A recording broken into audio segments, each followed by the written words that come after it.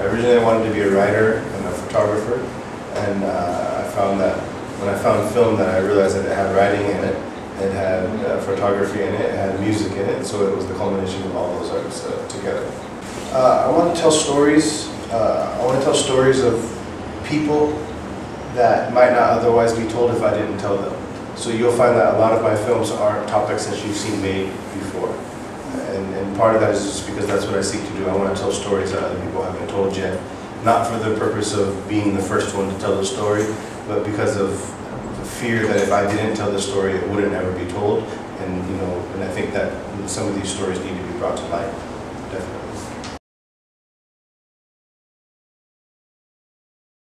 I would make the distinction that I said that art, good art, shows the vulnerability of the artist, not just any art. And I think that is what differentiates good art from bad art, or good art from not as good.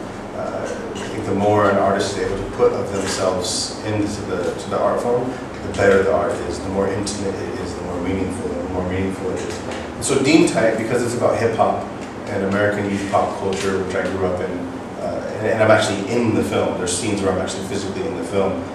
So for that, on the surface, it's definitely a part of me. But more, if we look deeper into the film, it's more a part of me because I also grew up with hip hop. The first time I heard the word Allah or anything about Islam was through hip hop. And they say that hip hop is the unofficial religion of Islam because, that Islam is the unofficial religion of hip hop because so many of the founders of hip hop were Muslim. So like if you have Christian doing hip hop using Christian lyrics, it's considered Christian rap. Whereas if you have a Muslim doing hip hop saying Allah, so that it's just called rap. They don't call that Muslim. They don't call it Muslim rap. So hip hop Islam was part and parcel with the hip hop from its inception. Wayward Son, it's about me as well in that what happened to Jordan and Richter is similar to what happened to me, where one converts to Islam and then they commit cultural apostasy, turn their back on their own culture, trying to be from another culture, and that doesn't always work. And so for that, Jordan's story is very much my story. Because it's not like a beauty pageant where you're supposed to give the beauty pageant answer. What is your goal? To end world hunger, and to just peace around the world. And that's not what these people think about. So if I'm honest, if you want me to be vulnerable, the most hurtful moments are moments when people don't like your art, and they criticize your art and they say it's garbage and you're not good at what you do. It hurts because you're putting so much of yourself into it.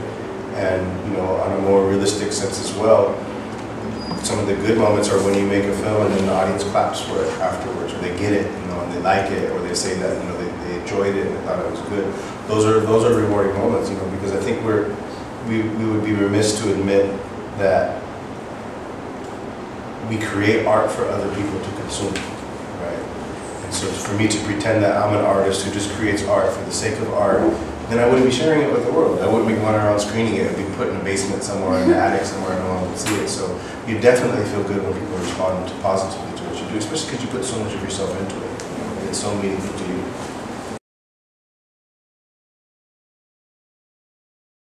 Definitely. I quote this ayah often.